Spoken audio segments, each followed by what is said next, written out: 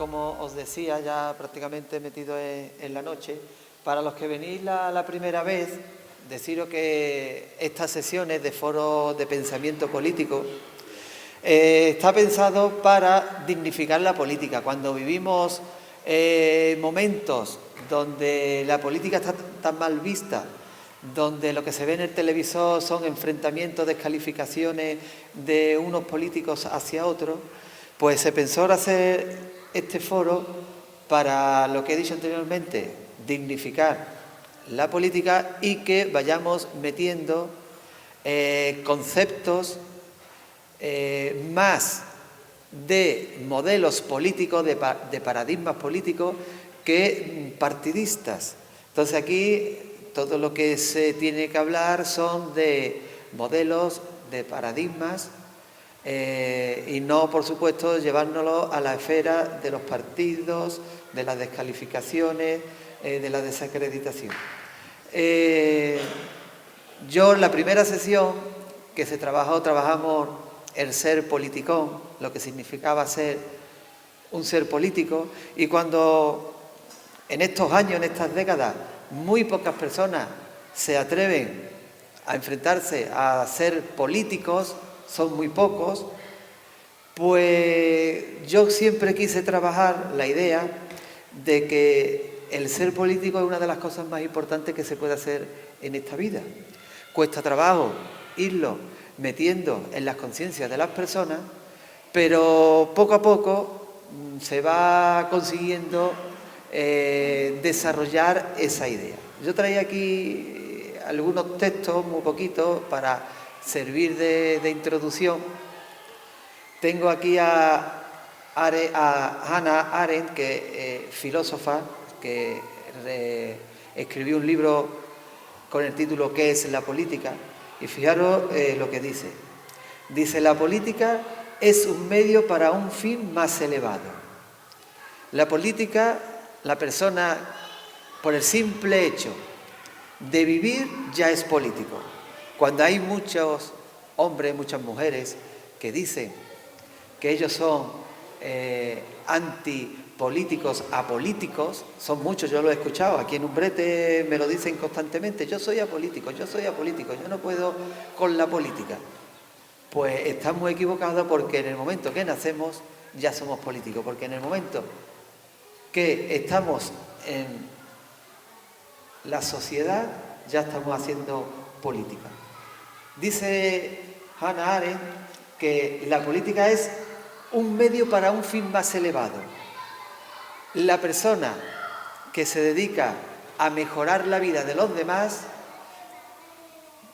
trasciende su persona y está trabajando, está actuando para un fin más elevado que el de su persona, y eso es una de las cosas más importantes que podemos hacer en nuestra vida. Después, Giovanni Sartori, también con su obra titulada La política, dice lo siguiente. Dice, los sistemas políticos se configuran en su totalidad como sistemas de equilibrio. Es una antigua o incluso antiquísima intuición. La característica de los sistemas políticos es precisamente la de adherirse, la de no un modo estático, sino se trata de un cuerpo en continuo movimiento, donde hay siempre un movimiento de contrapesos, de presiones y de contrapresiones. Y dice Sartori, para Aristóteles el hombre era un son politicón, eso es lo que tratamos en la primera sesión, la persona como un son politicón, como un animal politicón. Dice, la sutileza que con frecuencia se omite es que Aristóteles definía de esta manera al hombre, no a la política. Solo porque el hombre vive en la polis y porque la polis vive en él, el hombre se realiza completamente como tal. Al decir animal político, Aristóteles expresaba pues la concepción griega de la vida. Por tanto, en el vivir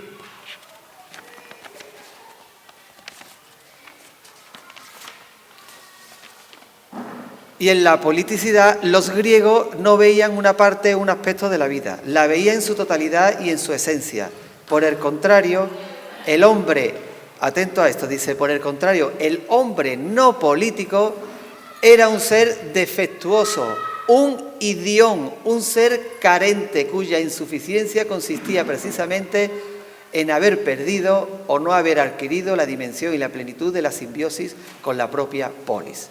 ¿Qué os quiero decir? Que en la antigua Grecia a la persona que no se dedicaba a la política, pues la consideraban una persona casi inútil, porque la persona superior, ya desde pequeño, estaba supeditado a que fuese político, a que interviniese en la sociedad. Así que os animo a todos a no avergonzaros de la política, todo lo contrario, el dedicarse a la política y el ser político es el mayor honor que podemos tener la persona. Y hoy tenemos dos politólogos que hay que agradecerles, Juanma de aquí de Umbrete, Fran viene de Granada, se conocieron en Madrid, dos politólogos que se dedican a la política y que hoy los hemos invitado para que con su saber, con todo lo que han estudiado, nos vayan cambiando la concepción que tenemos de política. Política no es lo que encontramos en el televisor de unos enfrentándose a otros descalificándose. Eso no es la política. La política bonita es la que hacemos todos los días las personas intentando hacer un mundo mejor, donde hay diferentes ideologías, diferentes contraposiciones que deben encontrar el equilibrio. Y por tanto, lo que he dicho anteriormente, sentiros orgullosos de ser políticos cada día, desde que os levantáis hasta que os acostáis. Pues nada, os dejo ya con Juanma y con Fran. Después, cuando ellos terminen su intervención, acostumbramos a hacer un debate. A algunas personas ven bien de intervenir y damos la voz a los presentes y seguro que nos enriquecemos. Y en las sesiones anteriores, todos los que hemos estado, hemos salido mucho más ricos y hemos aprendido de unos de otros. Y hoy no va a ser menos. Pues nada, os dejo ya con Juanma y con Fran. Y por supuesto, muchas gracias. Estar aquí con un aforo tan amplio para hablando de política, esto no se consigue todos los días. Así que, de verdad, muchas gracias y espero que cuando salgamos hayamos disfrutado y hayamos salido mucho más enriquecidos. Pues nada, Juanma, Fran.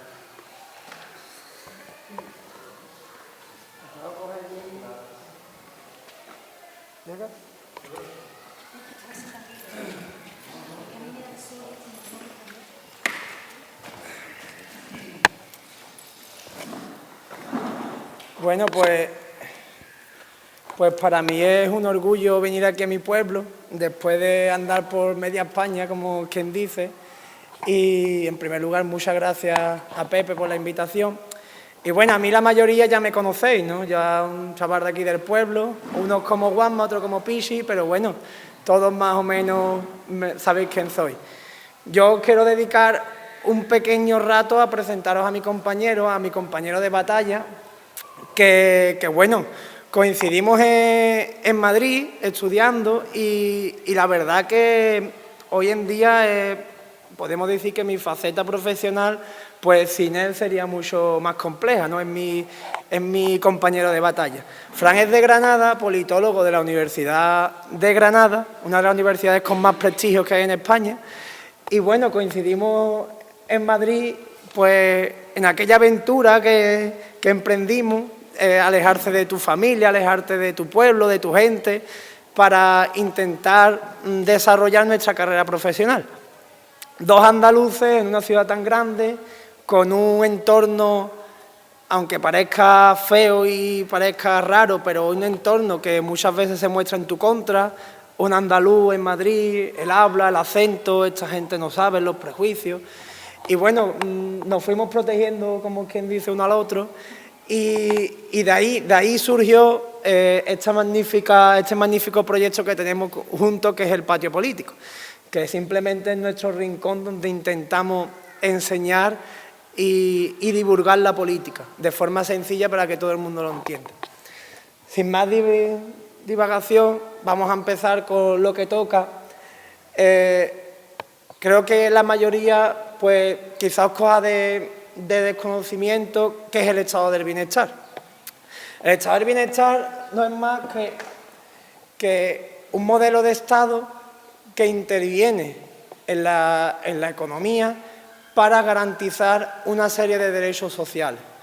¿Qué quiere decir con esto? El sistema capitalista es un sistema que tiene una serie de problemas cíclicos y hay una serie de teóricos que proponen hacer una intervención en la economía con el fin principal de evitar esos problemas, o no evitarlos, sino al menos disminuirlos, que es una faceta importante. Las características más importantes que tiene un estado de bienestar las vemos y son las siguientes. La primera característica es que el Estado interviene directamente en la economía para corregir desigualdades e intentar que todos los ciudadanos tengan al menos las mismas oportunidades. Esto es lo básico. Después vayamos viendo que hay diferentes opciones. Los derechos son de todos, son universales y corresponden a la persona, no al ciudadano. Es un cambio que explicaremos ahora y que es importante tener en cuenta. Los derechos son de todos por ser humanos, no por ser ciudadano de. Yo, por ser español, no tengo ciertos derechos, pero el Estado español, al que viene de fuera, también le garantiza ciertos derechos por simplemente ser humano. Es un elemento, una progresión que tuvimos en la historia bastante importante. Después, una clave de todo estado de bienestar: protege ante riesgos vitales. ¿Cuántos de aquí hemos estado en el trabajo y hemos caído enfermos? ¿Cuántos hemos tenido un accidente trabajando? Las bajas, los suicidios por desempleo, eso es estado de bienestar, no podemos olvidarlo. Eso antes, principios del siglo XX, no existía. Quien trabajaba y se partió una pierna caía en la miseria y el Estado se desentendía. Cada uno era consecuente con lo que le sucedía, trabajando en el parque, en la escuela, donde quiera que esté, pero cada uno era responsable. Y otro aspecto muy fundamental, la redistribución de la riqueza. El estado de bienestar busca que los ciudadanos sean iguales. Los que más tienen ayudan a los que menos tienen. Impuestos progresivos, contribuciones sociales, lo vamos explicando, pero para que vayamos asentando las bases. Y por último, y no menos importante, que es una característica súper clave del estado del bienestar, es que hay diferentes modelos. El estado de bienestar no es igual. Es decir, hablar de estado de bienestar hay que tener en cuenta que tenemos muchos tipos, muchas diferencias. Y lo vamos a ver. Los debates teóricos en cada país son diferentes. Se le da prioridad a cuestiones diferentes. Y sobre todo hay diferentes modelos. El estado de bienestar español no es igual que un estado de bienestar sueco. No es igual que el estado de bienestar de Estados Unidos, que tiene estado de bienestar. Lo veremos. Así que hay que tener cuidado cuando se dice el estado del bienestar. Cuidado, ¿de dónde? ¿Cómo? ¿Cuándo? Muchas preguntas a resolver. Lo vamos a explicar. Unos antecedentes breves y rápidos. Estas personas que veis en pantalla son pensadores, filósofos, gente que tuvo importancia en su época y que ellos no hablaron de estado de bienestar, pero sí introdujeron en el debate ciertas condiciones que después y en la actualidad hemos nombrado que son parte del estado de bienestar. Cuando Luis Vives hablaba de que había que ayudar a los pobres, que el Estado se tenía que tener una ayuda a los pobres, él no pensaba en el estado del bienestar. Pero hoy, con nuestra perspectiva de hoy, sí podemos decir que Vives pues iba introduciendo en el debate teórico algunas ideas que hoy forman parte del estado del bienestar.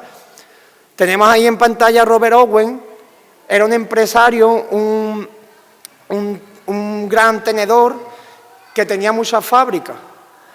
Él está ahí en pantalla porque fue de los primeros precursores en introducir mejoras sociales a sus trabajadores.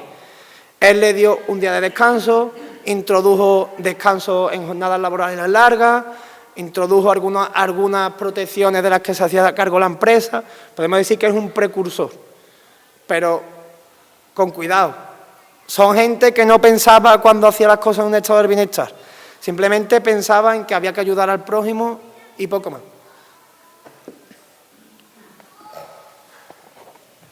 Buenas. Antes de hablar de orígenes del estado del bienestar o antecedentes, yo he buscado las dos definiciones que nos da la RAE sobre lo que es el bienestar humano. Y la RAE nos da dos definiciones. La primera es que el bienestar es el estado de satisfacción o goce de las necesidades esenciales. Y la segunda definición que nos da es que es la situación de la persona que goza de buena salud y tiene lo necesario para vivir. Podríamos trasladar esta definición a decir que un estado del bienestar sería un estado que goza de buena salud y que le da a sus ciudadanos lo necesario para vivir. Ahora que hemos hablado un poquito más de lo que es el estado de bienestar, todos pensaremos, pues el estado de bienestar es la sanidad pública, el estado del bienestar es la educación pública, o el estado de bienestar es que yo haya trabajado 40 años y a la hora de jubilarme tenga una pensión del Estado, pero el estado del bienestar no es solo eso.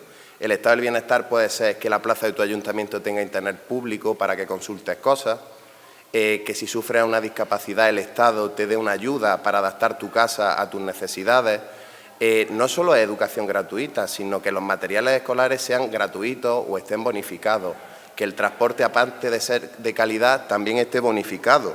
O, por ejemplo, cuando vamos a una farmacia, que por un medicamento no nos claven 100 euros y que esté bonificado, por ejemplo, a un 50% y nos cueste la mitad de precio. Ahora sí, vamos a pasar a lo que es el origen del estado del bienestar. Tenemos en pantalla a Otto von Bismarck, que fue el canciller del Imperio Alemán. Es curioso que una persona con un corte autoritario sea una de las personas que dé origen al estado del bienestar, y él impulsó los primeros seguros sociales de enfermedad modernos.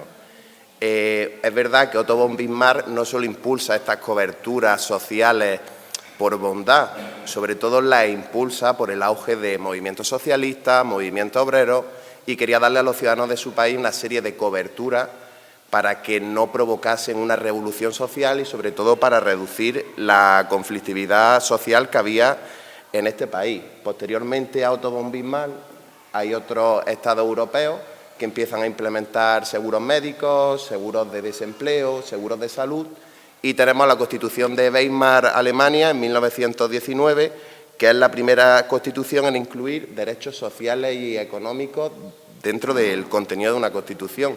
Algo muy novedoso para la época y que a día de hoy vemos como algo normal. Después tenemos otro antecedente, que sería tras el estallido de la crisis del 29 en Estados Unidos, se desploma la bolsa, la gente queda en una situación muy precaria. Ahí están las famosas fotos de ciudadanos vendiendo a sus niños para tener algo de dinero para poder comer. Con este estallido de la crisis, la ciudadanía estadounidense estaba en una situación deplorable y es Roosevelt, el presidente estadounidense de la época, a través del New Deal, que incentiva que haya un gasto público, una intervención del Estado, una inversión del Estado pública en los ciudadanos e intentar reactivar la economía, porque se dan cuenta de que si el ciudadano no tiene dinero para gastar y para consumir, ¿cómo va a funcionar la economía de un país? Y el New Deal son esa serie de reformas públicas que introduce este presidente para garantizar un bienestar social en lo que es la sociedad. Ahí tenemos, iba a decir algunas de las medidas que tenía el New Deal. Tenía programas de empleo, regulación financiera, protección social, creación de entes públicos y el control de bancos. El objetivo de todo esto es reactivar la economía y reducir el empleo masivo.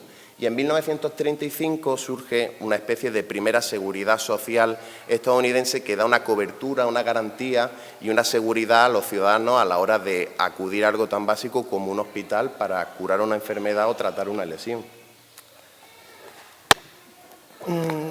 Tenemos que meternos en el contexto de la época en el que, fijaos lo duros que es, ¿no? Los que sois padres, tener que llevar a tu hijo al mercado, a la plaza, a ver qué te daban por él para poder comer. Es decir, es duro. Yo pienso hoy en día, si nuestros padres tuvieran que hacer eso, y más de uno aquí preferiría suicidarse. Y es que mientras que en Estados Unidos y todo el mundo se venía abajo, los teóricos no paraban de pensar, de darle vuelta, que hay que darle solución a todos estos problemas. Y ahí es donde surge el gran debate teórico que dura varias décadas, podemos decir, y que gira en torno a tres ideas base y tres ideas clave. El estado de bienestar tiene que socializar la virtud, es decir, si hay personas buenas que tienen un talento considerable y tiran del carro y sola se mantienen, pues esas personas son un costo menos para el Estado. Suena duro, pero es así. Son un alivio para el Estado. Entonces, ahí se introduce en el debate la idea de los servicios públicos como una recompensa para estas personas que no eran un problema para el Estado. Son palabras fuertes, pero el tono del debate era así.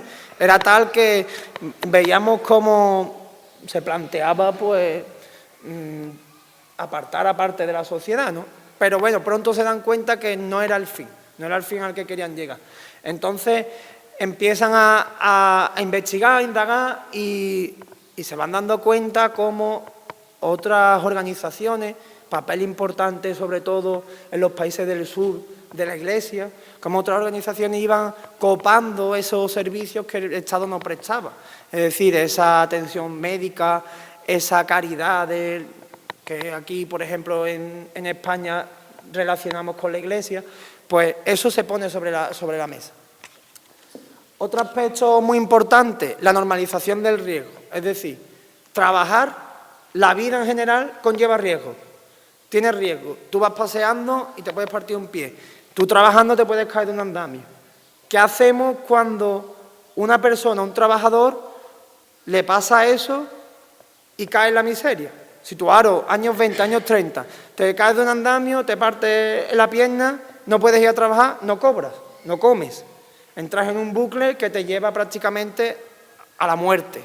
Entonces, ahí empiezan a darle vueltas y los teóricos van poniendo ideas sobre la mesa, se gira en torno a que el Estado tenía que entrar en esas situaciones, enfermedades, impedimentos, pero hay algo que a todos pone de acuerdo. Fíjense ustedes, el envejecimiento. Al principio lo rechazan porque dicen el envejecimiento es natural, entonces si tenemos que mantener a todos los ancianos, pues vamos a la ruina.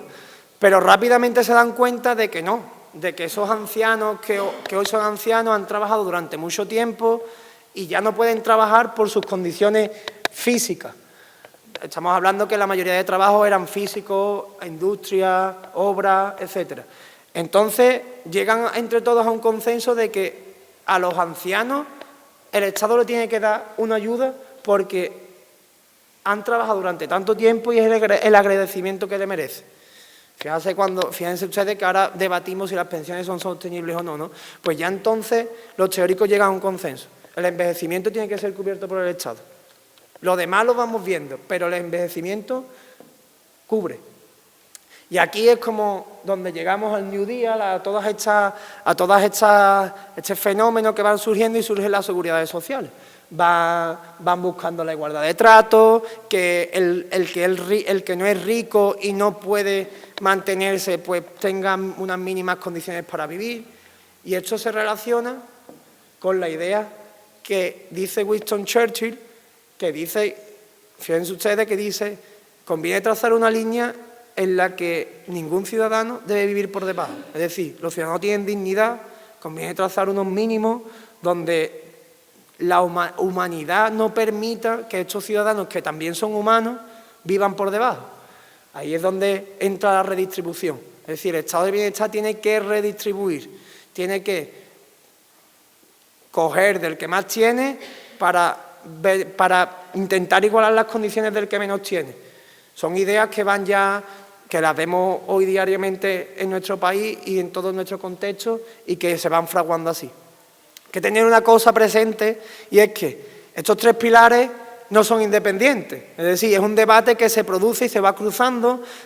Imagínense ustedes una mesa donde hay teóricos de un país, se sientan y sale a la palestra que hay otros teóricos de otros países hablando de esto, y son teóricos que van haciendo obras, van haciendo documentos y todo se va cruzando. Lo que dice Churchill con lo que dice un teórico sueco, todo se va cruzando y se va formando así una serie de modelos del bienestar.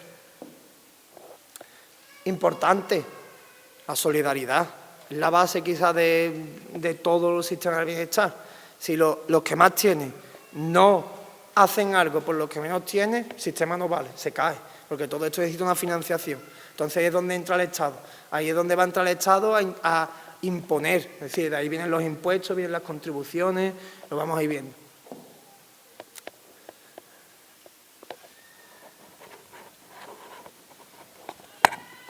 Bueno, lo que he estado explicando, Estados Unidos era una de las cunas del liberalismo. En esa época el Estado era un ser maligno de por sí, cuanto menos interviniese en la vida, en la economía y en todo, mejor. Pero claro, entran en crisis económica, los padres tienen que vender a los niños y ahora a ver cómo solucionamos esto.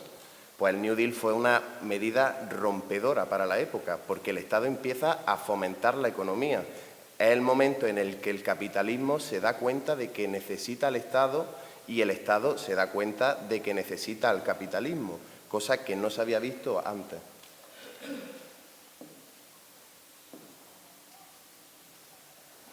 Bueno, vamos a explicar esta gráfica porque creo que es curiosa. ¿Veis en pantalla la evolución del SP500, que es un índice bursátil, uno de los más representativos que tiene Estados Unidos? Como ven ustedes, 1929, ¿vale? No hay una caída igual en toda la historia. Imaginaos, no está el COVID, pero no llega y por bastante. Imaginaos lo que supuso esta crisis, que cambió todo un paradigma. Cambió un paradigma de pensamiento y dio lugar a un nuevo modelo de Estado. Fíjense que cae a unos mínimos nunca antes vistos y que de ahí empieza a subir.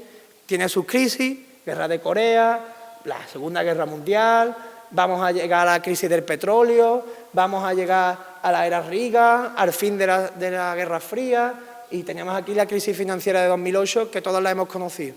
Pues las caídas no llegan. Y la crisis de 2008 fue gorda, pues no llegan. Imagínense que es que supuso una auténtica revolución.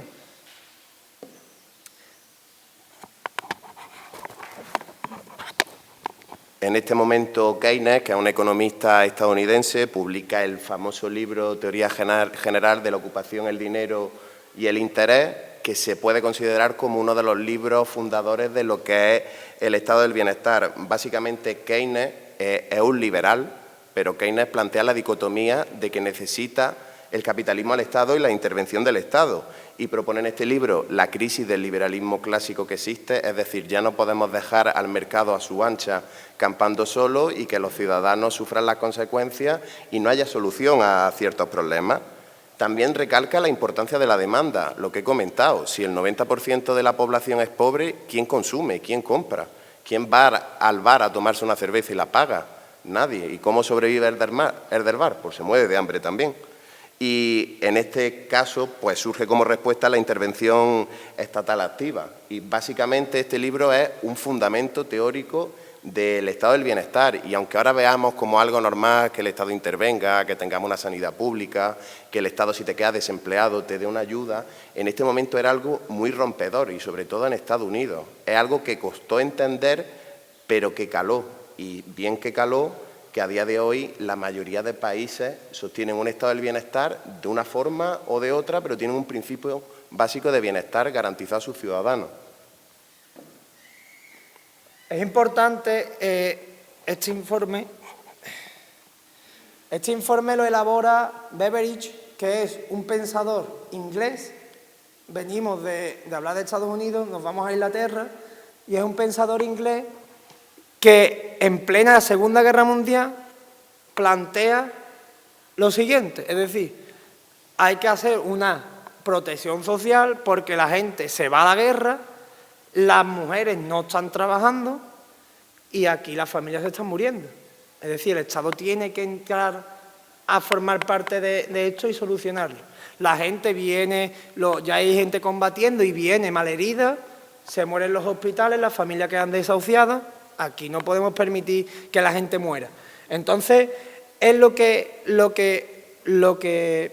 propone es crear un sistema de cobertura social. Venimos hablando antes, hemos hablado de Keynes, hemos hablado ya del New Deal, pues en Europa era algo novedoso. viene a hablar de un sistema de cobertura donde el Estado te proteja desde la cuna hasta la muerte. Es decir, que tú nazcas y tengas formas de sobrevivir y que tú mueras dignamente. Entonces, lo que propone en ese informe es unos seguros por enfermedad, unos seguros por desempleo, una educación mínima para todo el mundo, que intentar acabar con esas diferencias. Y ahí es donde va a nacer la National Health Service, que es un sistema gratuito y universal de salud. Podemos hablar, ahora vamos al hospital y pues vamos, nos atienden, pero antes no, antes si tú no tenías cómo pagártelo, allí no te atendía nadie, el médico del pueblo no te atendía, te dejaba en la puerta y ya está. Pues él propone que el Estado se tiene que ir haciendo cargo de todo eso. Y este hombre, este informe, se expande por Europa e inspira a los países europeos. Entonces se ve como hay una tendencia a que los países europeos vayan tomando este ejemplo y vayan ejecutando este tipo de plan.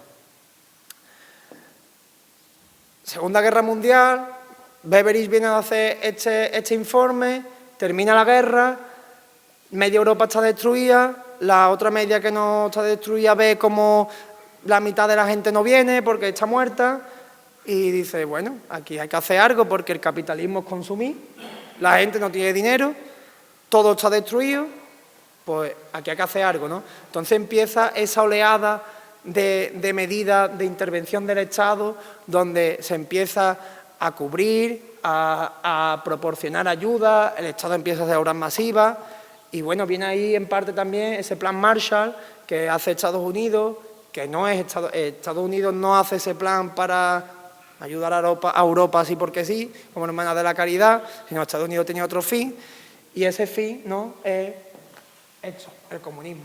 Pongamos un poquillo en contexto después de la Segunda Guerra Mundial, el auge de los totalitarismos en Europa, en España el franquismo, en Italia el fascismo, media Europa destruida y devastada por la Segunda Guerra Mundial, una gran cantidad de revoluciones obreras en Europa en auge, el comunismo en ese momento era una ideología que hacía frente al capitalismo y era una alternativa real, básicamente porque existía un país llamado Unión Soviética que era la competencia directa de lo que era el bloque estadounidense y de la lógica capitalista de la época.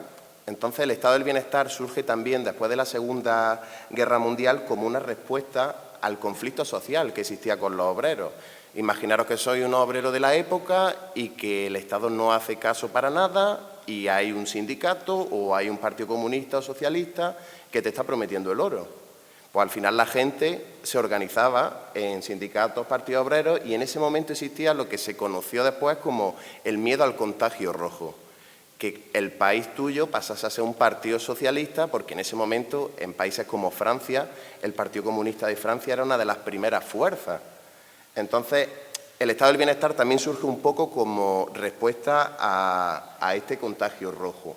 El estado del bienestar básicamente lo que hace es incorporar al obrero al Estado, es decir, sacarlo de esa exclusión en la que estaba, incorporarlo. Si tú al obrero le das una cobertura sanitaria, una educación, le das un seguro, si se parte una pierna puede trabajar, la lógica de ese momento comunista pierde un poco el sentido y el obrero ya no ve al capitalismo como un enemigo, sino como un sistema o como un modelo más.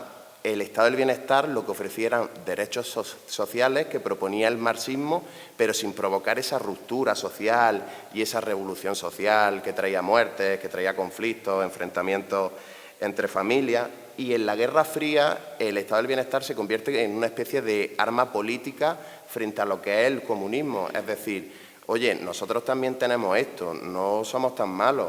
Si tú te pones malo puedes ir a un hospital. Y en este momento es en el que surge, por lo que conocemos hoy en día, el estado del bienestar. Juanma ha comentado lo del plan Marshall.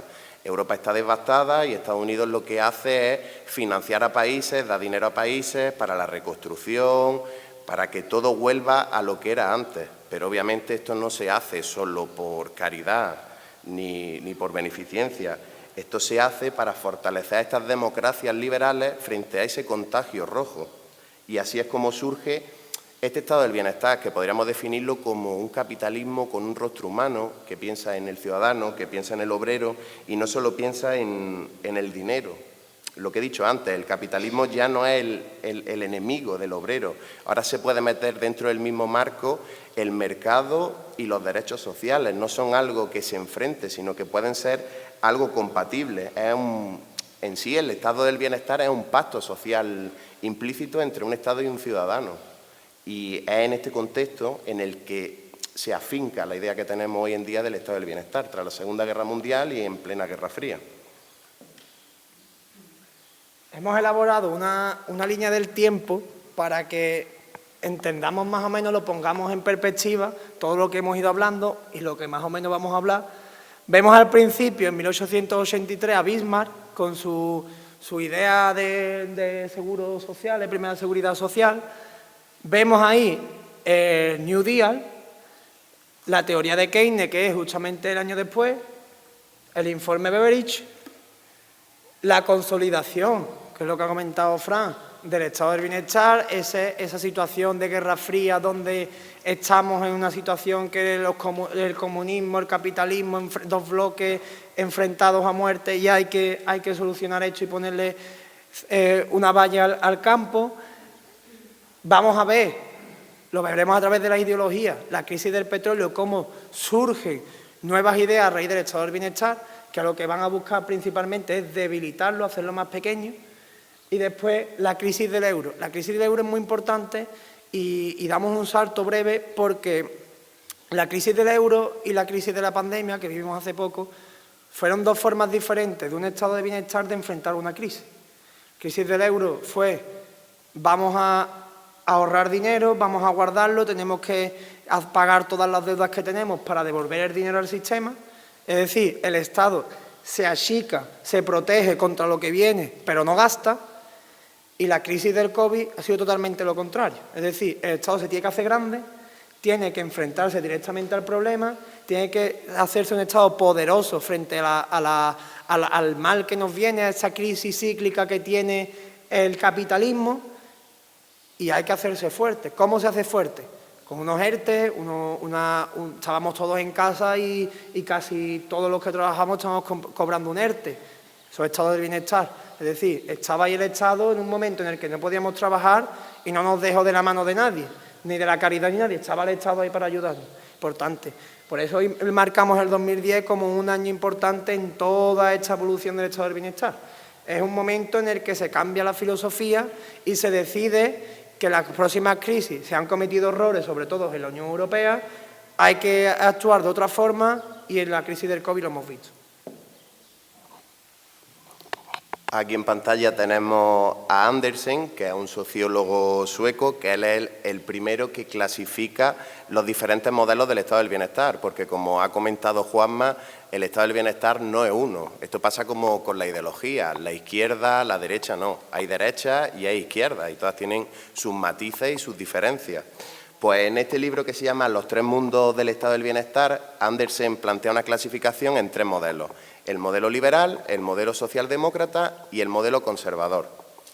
Con el desarrollo del tiempo y con las características y los contextos culturales y materiales de cada país surgen nuevos modelos, y en este caso surge el modelo mediterráneo, que por el propio nombre es el modelo que tiene nuestro país o tienen países como Portugal, Italia o Grecia.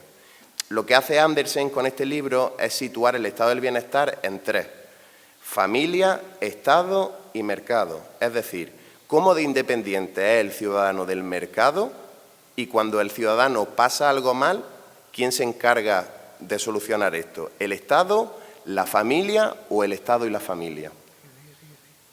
Pues surgen varias preguntas que las tenemos ahí en pantalla. Este es el libro, es decir, por ejemplo, si yo me encuentro en desempleo, ¿la paga que me da el Estado me cubre totalmente mis necesidades o necesito un poco de ayuda familiar? En eso se diferenciarán los tres modelos que plantea el sociólogo sueco. Los pilares de la clasificación de Andersen son cuatro. En primer lugar, el Estado, lo estaba comentando Fran. Si yo me quedo parado, el Estado me ayuda totalmente, me ayuda un 50% y tengo que buscarme la vida. Ahí entra, es decir, ¿cuánto ocupa el Estado en esos casos? El mercado, ¿en qué medida hay un papel importante en la provisión de servicios sociales? Es decir, el Estado da sanidad, educación, todo lo que nos podemos plantear, esa ayuda a las gafas que hablábamos antes, ese dentista, o nos quedamos a la mitad, un 25%, eso Andersen lo va a clasificar. Tenemos también la familia, lo ha dicho Fran, si esto que el Estado no llega, ¿tiene que intervenir la familia o es el Estado el que está?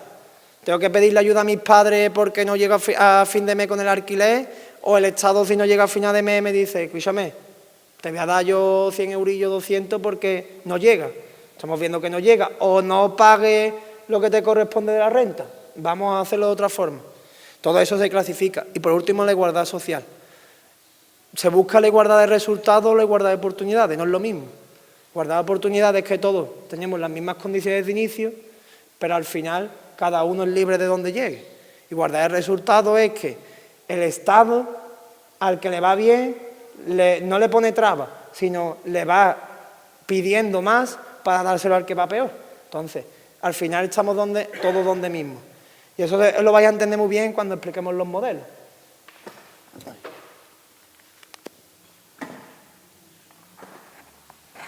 Vale, para empezar tenemos el modelo liberal. Podríamos decir que el modelo liberal del Estado del Bienestar es el modelo más básico y es característico de Estados Unidos y de Reino Unido. Siempre se dice lo de en Estados Unidos no hay sanidad, no hay educación, y es así, pero con un cierto matiz. El papel del Estado en el Estado liberal es la mínima intervención posible, la mínima, y normalmente la red de seguridad es la mínima. Y todos los servicios básicos, educación, sanidad, seguridad, todos están privatizados o son parte del propio mercado. Es decir, yo quiero poner el ejemplo para que entendáis los distintos modelos, por ejemplo, a través de la sanidad. En Estados Unidos, si tú te pones malo o tienes una enfermedad, te va a cubrir lo mínimo. Es decir, tú pagas un seguro y en función de ese seguro, de lo que tú pagues, más o menos, te cubre más o menos. Es verdad que en Estados Unidos hay una serie de seguros como Medicare que está dirigido a personas pobres y se les cubre lo mínimo, pero se les cubre. Y después hay otro para personas mayores de 65 años. Pero la realidad de estos países es que si tú pagas un seguro sanitario alto, se te atenderá de una buena manera, pero si tú pagas un seguro sanitario bajo, tendrás lo mínimo. Y si te surge un cáncer o una enfermedad, tienes un serio problema. Y hemos visto el caso de varios tiktokers o streamers que vivían en Estados Unidos, han tenido un cáncer y han vuelto a España, porque no puedes afrontar un cáncer en ese país.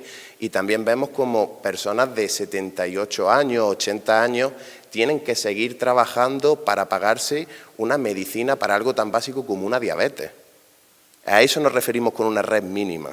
Estos tiktokers enseñaban la factura de la quimioterapia, eran 80.000, 90.000. Tú decías, te viene una cosa así, es que te arruina. Claro, y ya no solo es que te arruinas tú, sino que arruinas a tu familia. Porque si yo me toca gastar 400.000 euros en un tratamiento, ¿qué les queda a mi hijo? ¿Cómo le doy de comer a mi hijo si tengo hijos? Vaya. El siguiente modelo es el modelo socialdemócrata, que podríamos decir que es todo lo opuesto al modelo liberal. El modelo socialdemócrata es el más completo y este es típico de los países nórdicos. Ahí tenemos a Noruega, a Suecia y a Dinamarca. Aquí hay una alta intervención del Estado. El Estado interviene en todo. Es literalmente el gran protagonista en la vida política y lo que busca es una igualdad social y económica de los ciudadanos. Os pongo un ejemplo en sanidad. En estos países nórdicos hasta las gafas te las paga el Estado y también la salud bucodental, la salud mental. Todo está cubierto por el Estado, pero no solo cubierto, sino que te garantiza que si tú necesitas un psicólogo, tienes a un psicólogo esa misma tarde en la sanidad pública. Y pues para decir algo más, lo que busca básicamente es el bienestar máximo de los ciudadanos y aquí sí se busca una igualdad de resultados. Aquí lo que se busca es que cualquier persona, independientemente de cuál sea su renta y de lo que gane, tenga la misma cobertura que la persona que más cobra y que esta cobertura sea de la mayor calidad posible.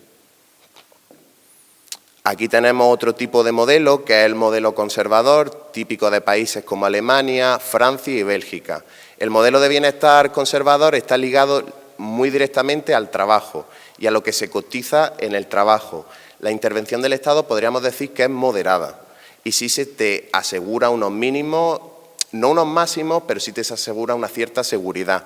Pero todo está muy vinculado a lo que tú pagues en función de tu trabajo. Aquí sí hay una gran desigualdad, por ejemplo, entre un funcionario y un obrero.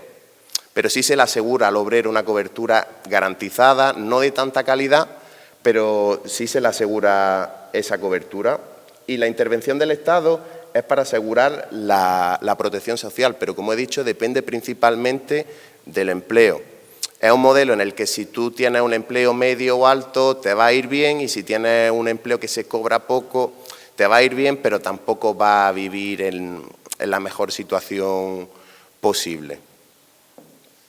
Y ahora sí, aquí tenemos el modelo mediterráneo, que es característico de España, Italia, Portugal y también de Grecia. Aquí hay una alta intervención del Estado, pero en comparación con el modelo socialdemócrata, la intervención del Estado es un poquito más moderada. Se dan unos servicios básicos de muchísima calidad, como nosotros tenemos, una educación, una sanidad, tenemos hospitales, atención primaria, universidades, incluso de las mejores universidades del mundo, pero sí es verdad que se producen ciertas desigualdades, por ejemplo, regionales, a la hora de acceder a estos servicios. Todos sabemos y hemos ido al médico y existen unas largas listas de espera. Si te pones malo, a lo mejor te atiende el médico en 2 semanas y si necesitas una operación, la operación se pospone 7 o 8 meses. Esa es la principal diferencia con el modelo socialdemócrata y sí tiene algunas deficiencias en algunas áreas. Por ejemplo, aquí en España la gafas, algo tan básico como poder ver bien, no es algo que te garantice el Estado y que tú tienes que pagar. Y una familia con bajos recursos, que por ejemplo tiene 3 hijos y 2 de ellos necesitan gafas, supone una inversión importante y quitarse parte de su sueldo. Y lo característico es que esa deficiencia que deja el Estado en estos modelos normalmente, por cultura cristiana, la asume la familia. Y esto lo vemos mucho en la dependencia y en el cuidado a los mayores. Es decir, a ti el Estado te garantiza, porque tenemos una gran ley de independencia, una cantidad de dinero, una ayuda a domicilio, pero al fin y al cabo, si esa persona mayor por la noche necesita un cuidado, el que se queda es el hijo o el hermano. No hay un hospital en el que se pueda quedar la persona o alguien encargado como sí habría en el modelo socialdemócrata. Y también las diferencias regionales que existen, ¿no? Nosotros en Madrid, cuando decíamos que la universidad a nosotros, en función de nuestras notas, nos costaba más o menos, yo pagué, por ejemplo, nos llegaron a 60 euros de universidad en 4 años, nos decían los profesores que éramos unos mantenidos, porque allí la educación, la universidad cuesta lo mismo, independientemente de sea un alumno 10 o sea un alumno mediocre. Es decir, hablábamos de unos 2.000, 2.500 euros la matrícula de la universidad pública. Y tú decías, a nosotros nos partió los mordes porque nosotros queríamos que era igual en toda España. Pero bueno, al final es una forma de ver cómo hay desigualdades entre territorios dentro de un mismo Estado. Hay que atender a las peculiaridades, por ejemplo, de España, pero es un ejemplo bastante peculiar.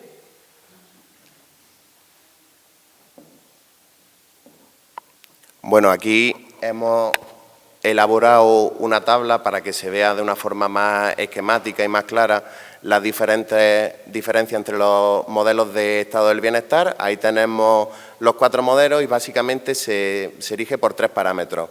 La intervención estatal en el modelo liberal es baja, en el modelo socialdemócrata es muy alta, en el modelo mediterráneo es alta y en el conservador es moderada. En la universalidad de los servicios, es decir, el acceso a los servicios públicos, en el modelo liberal está totalmente condicionado por mercado e ingresos. En el modelo socialdemócrata los servicios son universales. En el modelo conservador, muy vinculado a la ocupación, es decir, al trabajo y a la contribución que se haga, Y en el modelo mediterráneo son servicios de calidad, pero en muchas áreas con una fuerte dependencia familiar. Por último, tenemos el parámetro de la igualdad social. En el modelo liberal se produce una alta desigualdad, ya que todo depende de la iniciativa privada y personal de cada uno. En el modelo socialdemócrata hay una alta igualdad y es verdad que en el modelo socialdemócrata está demostrado que hay un gran ascensor social gracias a este modelo, porque todo el mundo, incluso a la hora de invertir o de montar un proyecto, jóvenes que quieren montar una empresa, el Estado financia ese emprendimiento y les da una ayuda. Entonces, produce ese ascensor social. En el modelo conservador la desigualdad es moderada, por lo que hemos estado comentando, y en el modelo mediterráneo la igualdad es moderada.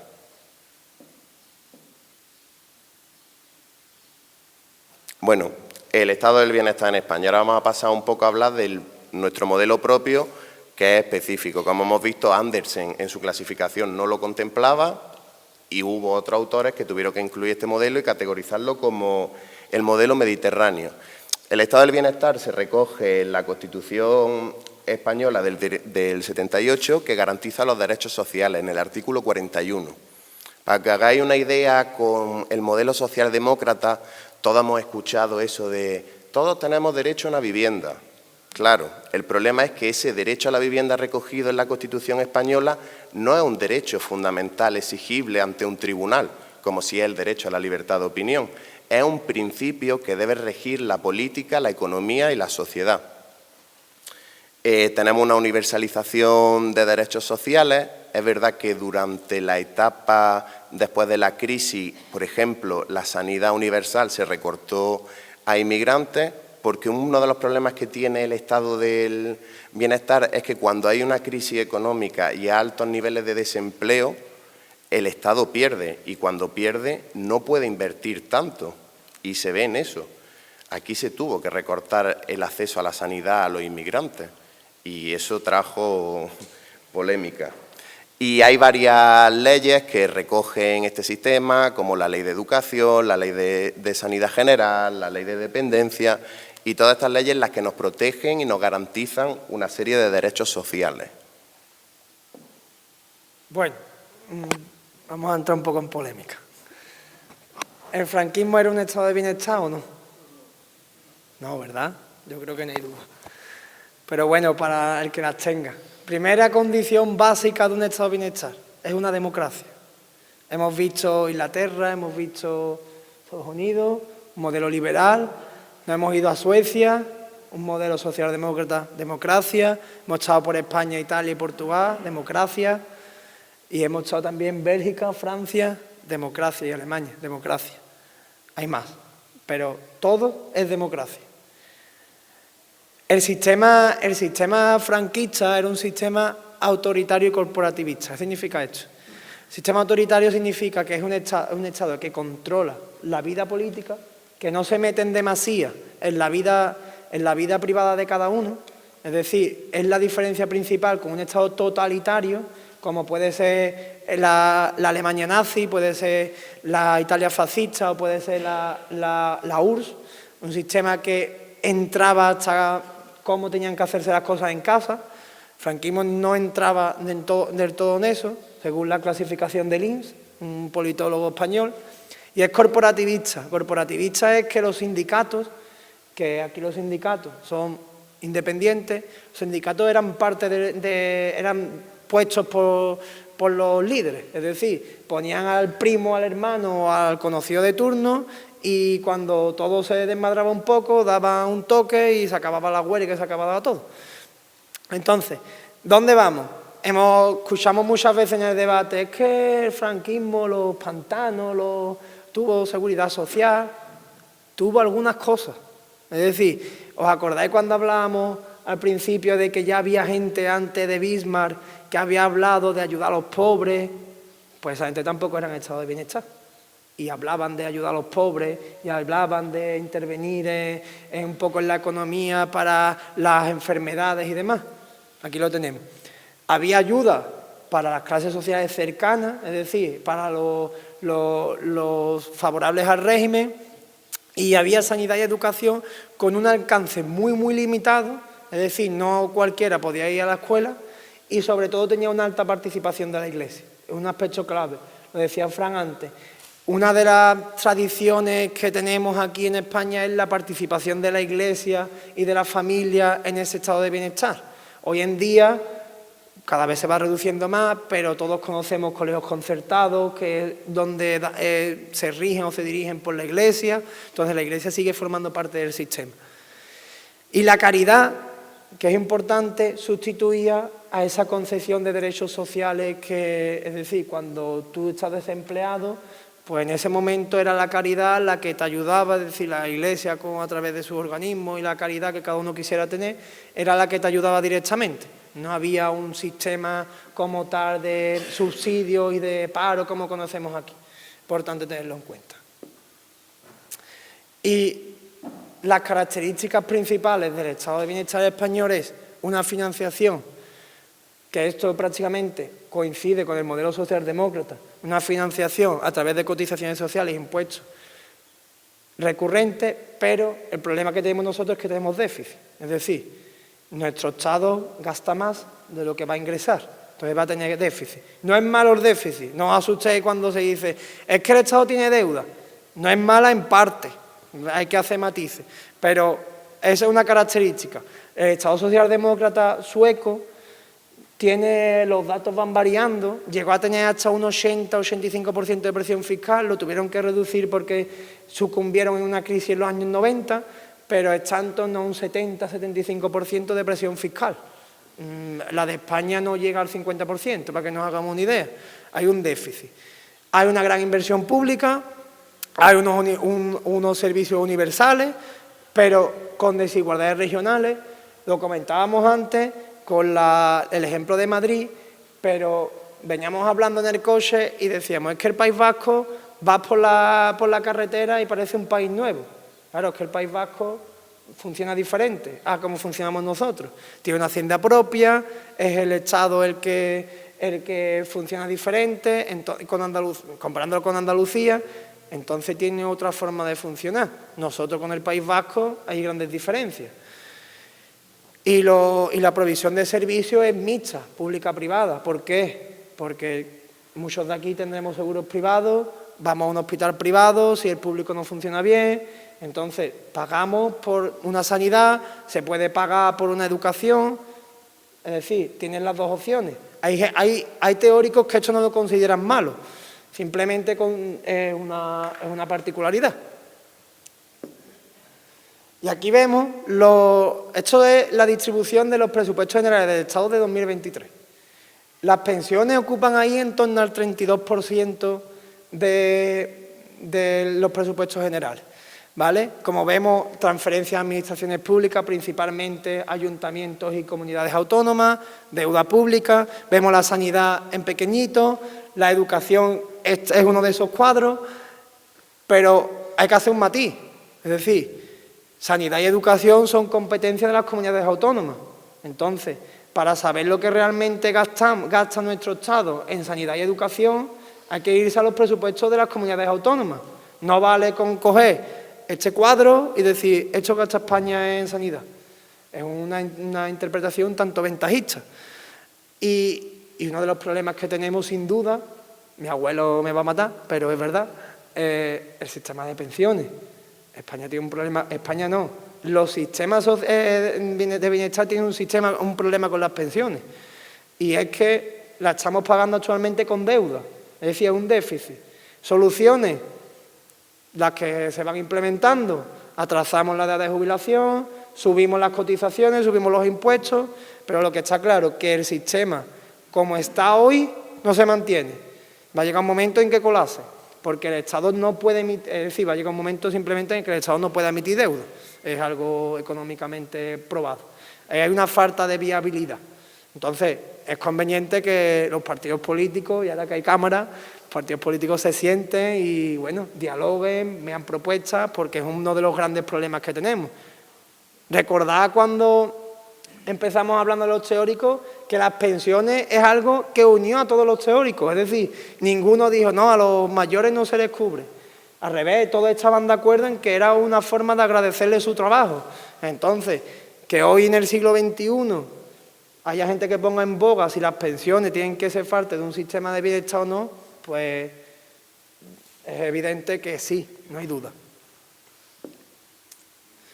Y ahora vamos a ver cómo las diferentes ideologías reaccionan al estado de bienestar. Es decir, cómo las diferentes ramas ideológicas, qué opinan y qué visión tienen sobre un estado de bienestar, que es curioso.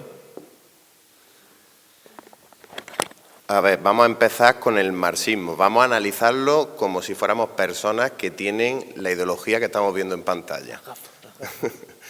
A ver, para empezar, el marxismo ve al Estado nunca como un actor neutral, siempre como un actor que perjudica a la clase obrera. Por ende, el marxismo rechaza el estado del bienestar, pero no rechaza el estado del bienestar por la propuesta del estado del bienestar, sino porque piensa que es una especie de parche al sistema capitalista para no afrontar lo que el marxismo dice que son los problemas estructurales del capitalismo, es decir, el conflicto del trabajo. Aparte de esto, el bienestar en el capitalismo para el marxismo siempre va a ser limitado, porque esas estructuras de explotación siguen estando. Es decir, la propiedad privada de los medios de producción sigue estando en manos privadas y no bajo el control obrero. Entonces, ¿qué podríamos decir que el marxismo piensa que es el bienestar? Bueno, el marxismo piensa que el bienestar solo se va a dar en una sociedad socialista, sin clases y con una dictadura del proletariado. Pero no es que el marxismo rechace la propuesta del estado del bienestar por lo que se propone, sino por quién lo propone. Ahí está la clave. Pasamos. El liberalismo es un tanto complejo porque tiene muchas ramas y lo mismo os sorprendéis, pero los liberales fueron unos de los que estuvieron en la mesa debatiendo el estado del bienestar. Lo vamos a ver. El liberalismo principalmente, yo creo que cualquiera que escuche la palabra liberalismo se le viene un Estado pequeño, un Estado donde se recauda pocos impuestos y se deja casi todo de manos del mercado, del capitalismo. Y es que los liberales clásicos, en general, siempre hablamos en general porque todo tiene su peculiaridad, pero los liberales clásicos decían que el Estado tiene que ser pequeño, dar seguridad para que los contratos se cumplan, dar seguridad policial, una defensa tanto interna como externa, y yo te diría que poco más. Es decir, ese es el Estado para un liberal clásico. Después van a surgir los neoliberales. Hablábamos antes, acordarse de esa línea del tiempo, donde hablábamos que la crisis del petróleo iba a producir un cambio en todo el estado del bienestar. Pues aquí viene el cambio y es que la escuela de Chicago, que es una escuela de pensamiento de Estados Unidos,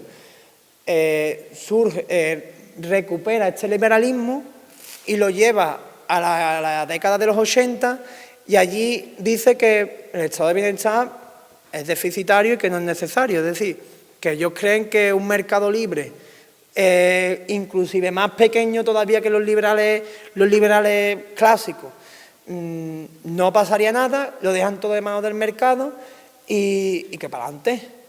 Ese modelo lo podemos ver en la Inglaterra de Margaret Thatcher, lo podemos ver en los Estados Unidos de Reagan, ese Estado pequeño que no interviene, que lo deja todo de manos del mercado y que, bueno, las consecuencias pues se vieron. El modelo no fue bien. Margaret Thatcher alcanzó un duro y Reagan, bueno, le fue mejor, pero por la particularidad de Estados Unidos. Y aquí es donde vengo a quizás descubriros un poco que el liberalismo estuvo en ese debate, porque Keynes, que lo comentaba antes Fran, Stuart Mill, son dos pensadores liberales, pero que se autodenominaron a ellos mismos como socioliberal. Estos socioliberales lo que decían es que el Estado tenía que intervenir porque el capitalismo y el mercado tienen una crisis cíclica que hacen y provocan mucho daño en la población y que frenan el consumo. El capitalismo es consumo, no es más. Entonces frenan el consumo, la economía se resiente y por lo tanto perjudica a todo el mundo. Pues estos liberales sociales propusieron esos derechos sociales, esas ayudas, esos subsidios, y fueron parte de ese debate que nos llevó al estado de bienestar que conocemos. Probablemente cuando alguien dice los liberales no estuvieron en el debate, no es correcto. Hay unos liberales que son los sociales, que se van separando, son liberales pero se van separando de esa rama clásica y que están en el debate del estado del bienestar, de hecho son partícipes. Keynes es considerado uno de los padres del estado del bienestar.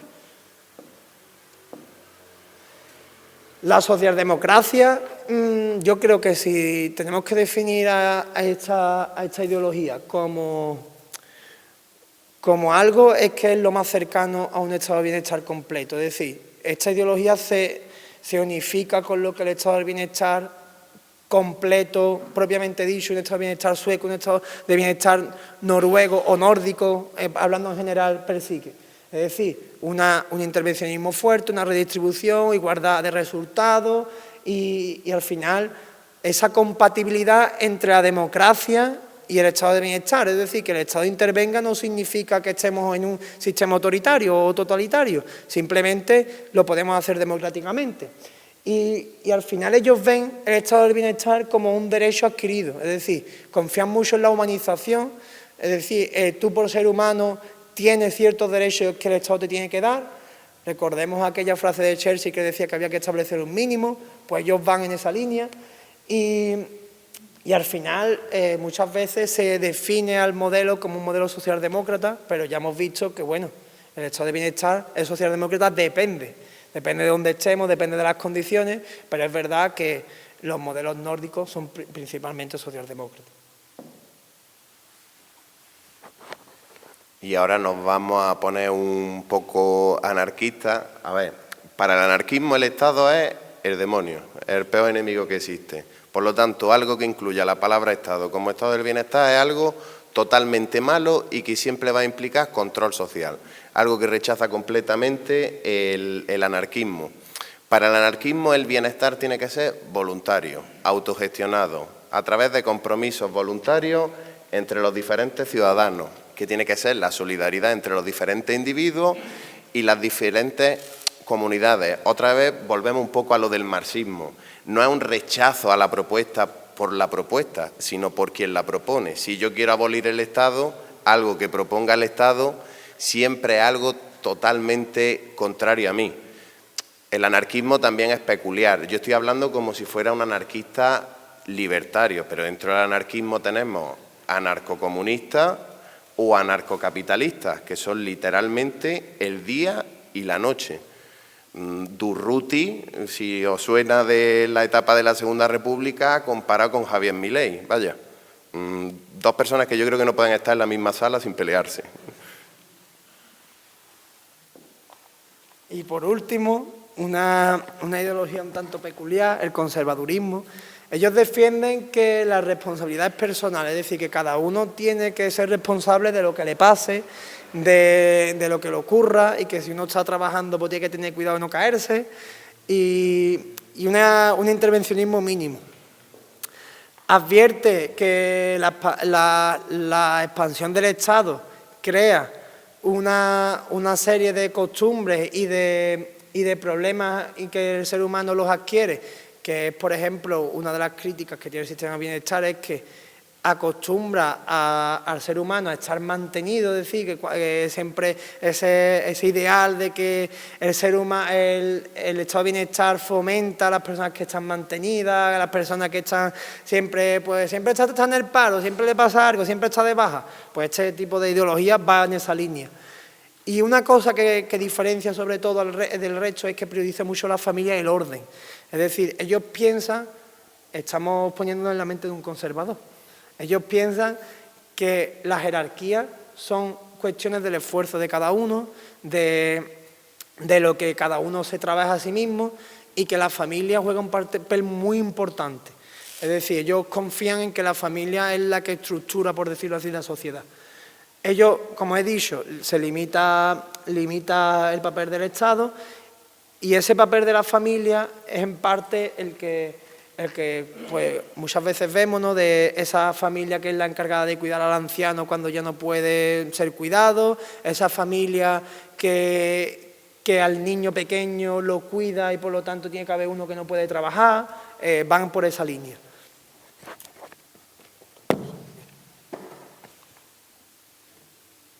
Ahí vamos con las críticas, y es que vamos a ver las críticas y los argumentos a favor y acabamos, ya queda poquito.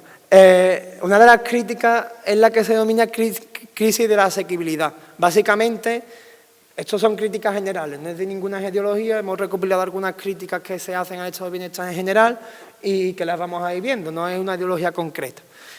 La primera es que el estado de bienestar no es viable, no se puede mantener, es decir, que llega un momento en el que el Estado gasta mucho, no es eficiente en los recursos, en los servicios que da, tampoco es eficaz porque no soluciona los problemas, por lo tanto estamos gastando dinero en vano, básicamente en vano. Esto es lo que estos críticos piensan esto. Y sus argumentos principales son el envejecimiento de la población.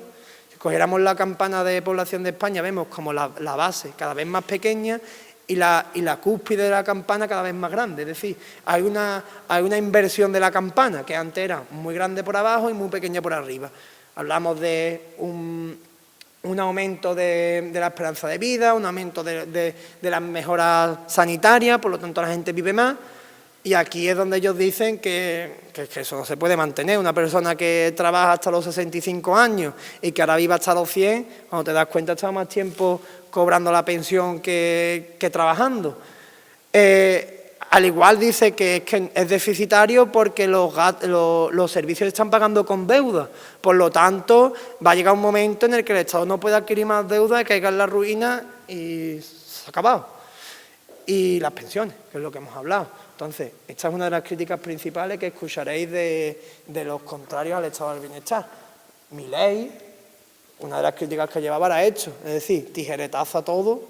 Esto no se puede mantener, vamos a quitar cosas, un Estado tiene que tener superávit y vamos para adelante.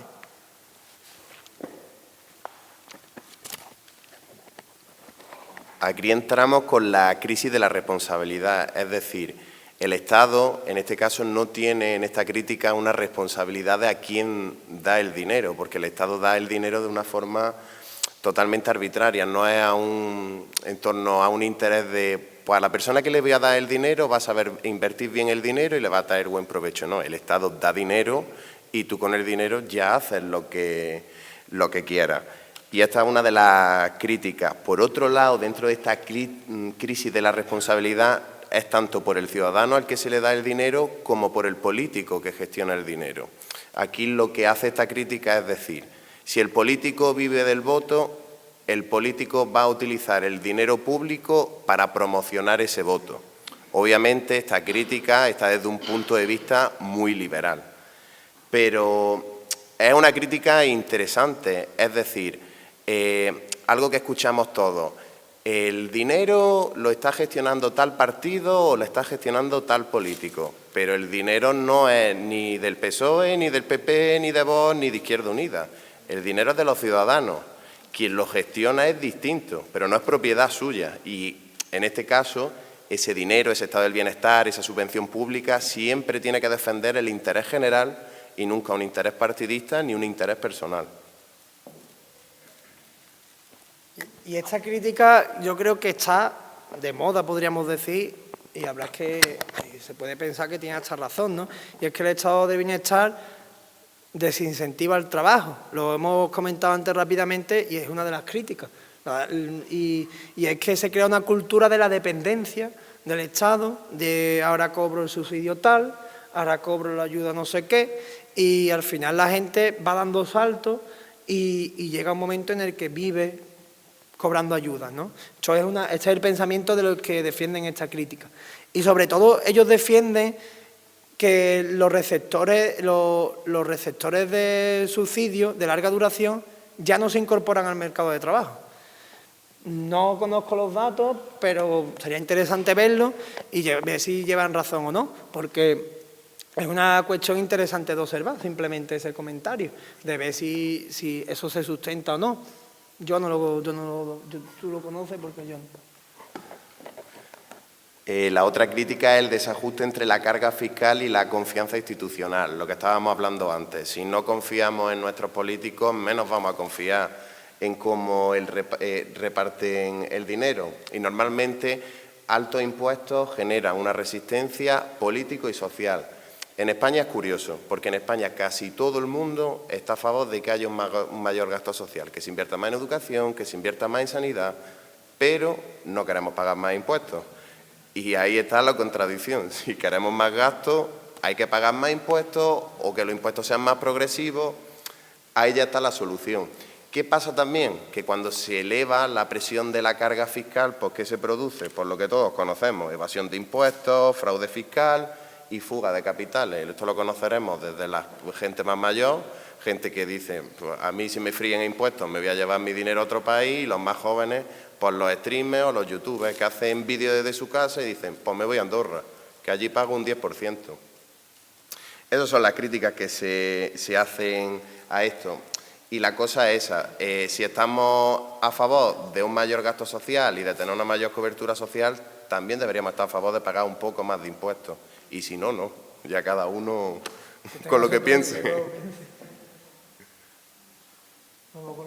Bueno, igual que crítica al estado del bienestar, también hemos recogido una serie de argumentos a favor del estado del bienestar. El principal es la reducción de la desigualdad, la reduce totalmente, protege a las personas en situación de desventaja y también da una creación de oportunidades. Es decir, si yo soy un chico pobre y mi compañero es un chico con más dinero porque su familia es más adinerada, pero a mí el Estado quiero invertir en un negocio y me da una ayuda para invertir en ese negocio, no partimos desde la misma salida, pero ya sí partimos desde una salida parecida, porque a mí invertir dinero significaría invertir mi vida. Y a lo mejor a mi amigo invierte dinero, pierde el dinero y no le supone un gasto total, y a mí me supone la ruina completa. Uno de los argumentos a favor del estado de bienestar es que disminuye las crisis.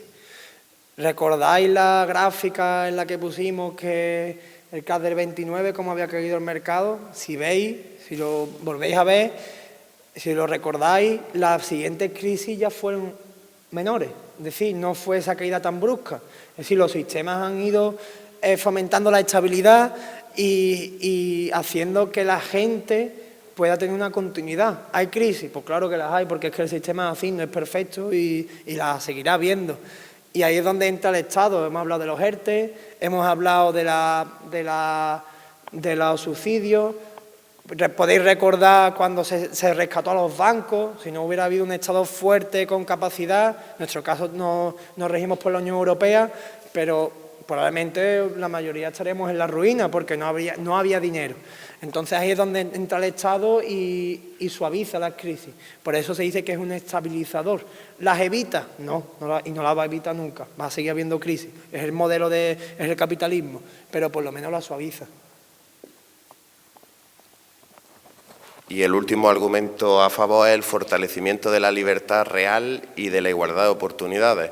Esto viene a decir de que la libertad en sí pues, no es ser libre, sino partir, por lo que he dicho, desde un cajón de salida parecido o que tu nivel económico no determine el 100% de lo que es tu éxito. Y básicamente pues, se crean una serie de condiciones materiales para asegurar esto y sobre todo lo que te permite es tomar riesgos.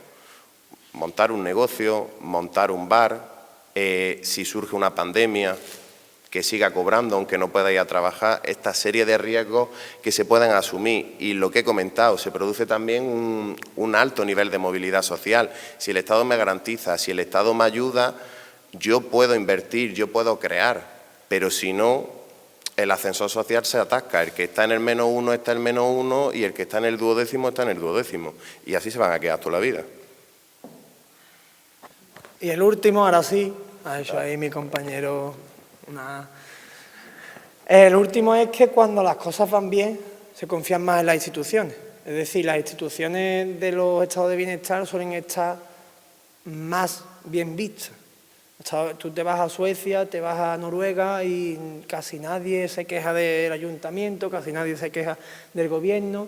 Entonces reduce esa desafección con las instituciones. Aquí en España, no recuerdo mal, no creo que divague mucho, pero el ejército estaba antes en las quemadas, la policía, si no recuerdo mal, y las instituciones políticas estaban en un continuo declive. Pues muestra quizás de que los ciudadanos no están contentos con lo que tienen. Pero bueno, Y acabamos con una frase. Nos gusta acabar con una frase, con una reflexión, y la de hoy es que todo lo que no decides tú, hay alguien que lo decide por ti. Por eso es importante la política, y más en una democracia. Si estuviéramos en un sistema totalitario, pues nos tendríamos que aguantar, tendríamos que callarnos, no criticar a nadie y vivir nuestra vida como podamos. Vivimos en una democracia, vivimos en un sistema en el que podemos expresarnos, vivimos en un sistema en el que podemos decidir, y esa es la clave de la política, que cuando tú no decides, hay otro que lo está haciendo por ti. Entonces, si queremos que las cosas vayan como nosotros pensamos, lo mejor que hacemos es decidir. Aquí acabamos.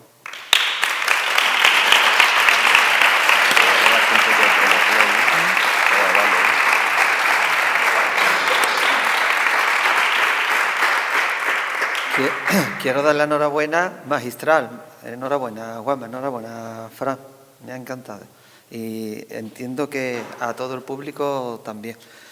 Para resumir, el estado del bienestar, 4 patas: educación, sanidad, seguridad social y cuidado, la dependencia, que es la última que se ha incorporado. Antes eran 3 patas, ahora ya son 4 patas. El estado del bienestar, la combinación de Estado, mercado, voluntariado, organizaciones, fundaciones, ciudadanía, familia.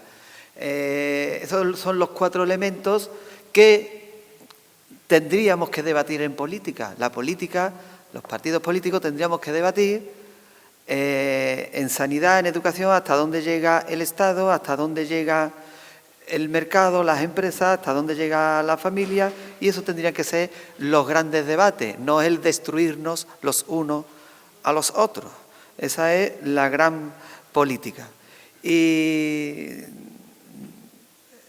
yo que leo mucho, ya empiezan las derivaciones, y al estado del bienestar, a los que piensan que el Estado tiene que ser lo mínimo, pues le llaman que tendríamos que derivar hacia una sociedad del bienestar. Le quitan la palabra estado del bienestar.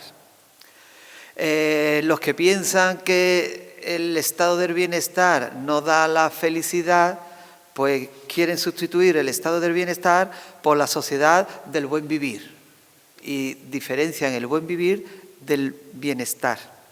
Y yo, cogiendo todo esto, pensé que qué relación tenía el bienestar con la felicidad. Porque digo, bueno, nosotros que teóricamente vivimos en una sociedad, en un estado de bienestar, aquí en España, el estado de bienestar nos lleva a la felicidad, porque mientras más bienestar tenemos, pensaba yo, mientras más bienestar, porque ahora tenemos un gran índice de bienestar, pero es que tenemos más cáncer, tenemos más depresiones, tenemos más ansiedad, tenemos más presión, vivimos con más ansiedad. Y pensaba yo, reflexionaba, bueno, el bienestar tiene relación con la felicidad, y para sorpresa para mí, tiene mucha. Buscando en internet, encuentro este estudio de Naciones Unidas, que no lo hace mi prima ni mi amiga, un estudio de las Naciones Unidas, donde lleva varios años haciendo este estudio. Analizan diferentes variables, como para hacer el estudio, el apoyo social, los ingresos, la salud, la libertad, la generosidad y la ausencia de corrupción. Esas variables las estudian, empiezan a preguntar a los ciudadanos de los diferentes países. Este estudio está proyectado a más de 150 países, 160 y tantos países, y hacen un ranking y dicen que los países que tienen más bienestar son los que tienen más felicidad. España está en el 30 y tanto, en el 2023 estaba en el 32, en el 24 está en el 36. País con más felicidad, Finlandia, que ha coincidido con lo que ustedes habéis dicho. El segundo, Dinamarca. Tercero, Suiza. No, perdón, Dinamarca, Islandia, el cuarto Israel, el quinto Países Bajos, el sexto Suecia, el séptimo Noruega, el octavo Suiza, el noveno Luxemburgo, el décimo Nueva Zelanda. Pues según el estudio de la ONU, de las Naciones Unidas, a mayor estado de bienestar, más felices son las personas que viven en esos países.